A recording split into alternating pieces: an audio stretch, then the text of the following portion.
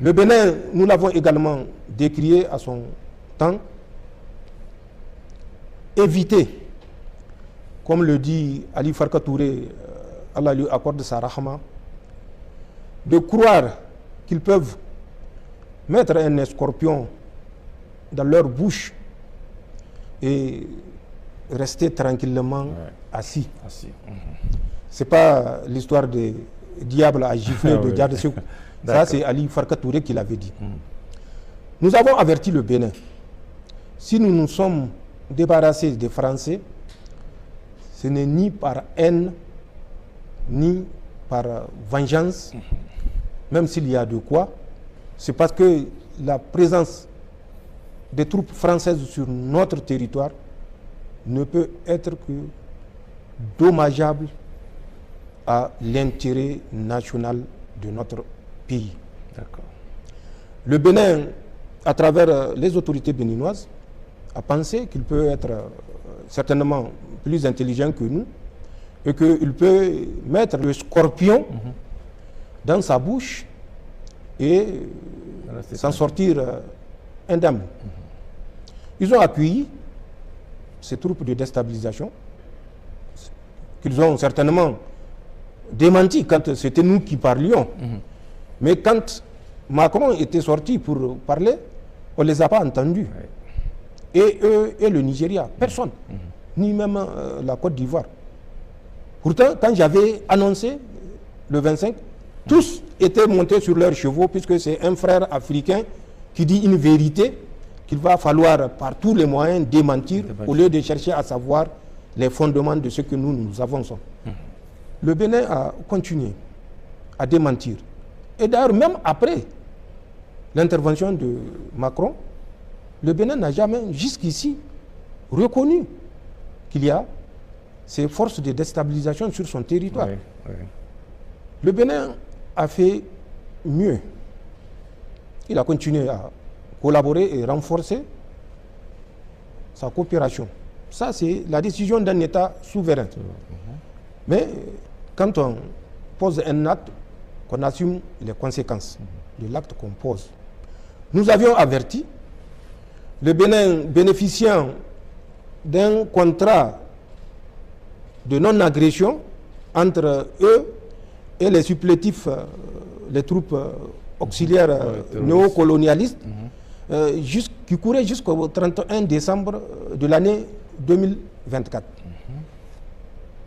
Quand ce contrat qui avait cours était venu à date, ayant expiré le 31 décembre, vous avez suivi, les attaques ont repris le 8 janvier 2025 de cette année au Bénin, avec d'abord 36 militaires béninois sacrifiés. Par la suite, d'autres attaques ont suivi. Attaques suite auxquelles le Bénin, ou particulièrement Patrice Talon, nous a accusés d'être laxistes vis-à-vis de ces terroristes. Que c'est des terroristes que nous laissons passer, comme à travers un passoire, pour aller les attaquer. Que c'est les États de la Confédération qui sont incapables. Ça, ce sont ses propres termes. Des attaques se sont multipliées, avec la plus dramatique, où au grand jour, le jeu des Français était apparu. C'est du matériel d'un bataillon qui ont été mis sur la position d'un petit peloton. Un peloton à peine une cinquantaine d'hommes. C'est du matériel de plus de 400 hommes qui ont été retrouvés sur ces positions-là. Ne serait-ce que ce que eux, les terroristes, ont montré comme ce qu'ils appellent butin après l'attaque dans le nord Bénin. Puisque après cette attaque, le Bénin s'est totalement retiré et des États de l'AES qui laissent le boulevard, c'est devenu le Bénin qui laisse le territoire entre les mains de ces terroristes. Mais c'était un jeu de compensation, car comme je l'ai dit, quand les Béninois s'étaient retirés avec le motif, entre parenthèses, de s'offrir une profondeur stratégique, c'est-à-dire une profondeur qui permettra de voir l'ennemi venir, de le traiter jusqu'à son dernier retranchement. Oui. Alors que ce retranchement-là, c'est un retranchement que nous-mêmes nous lui avons accordé à travers les conseils éclairés, bien sûr, de celui qu'on connaît. Donc, c'est ce qui se passe. Et c'est ça le motif du redéploiement de 350 combattants de ISWAP dans le nord Bénin, qui sont présentement dans le nord Bénin et qui occupent toutes les positions abandonnées par le nord Bénin avec le fallacieux prétexte de s'offrir une profondeur stratégique. Mais il ne faut pas abuser et utiliser les termes comme des perroquets. Pour qu'un pays puisse s'offrir une profondeur stratégique, il faut que ce pays-là soit capable de s'assurer physiquement cette profondeur stratégique. Les Français qui sont les maîtres de ces Béninois-là, ou en tout cas de talons, que les Béninois m'en excusent, les Français n'ont pas de profondeur stratégique. Remontons à la Deuxième Guerre mondiale, juste la Deuxième Guerre mondiale.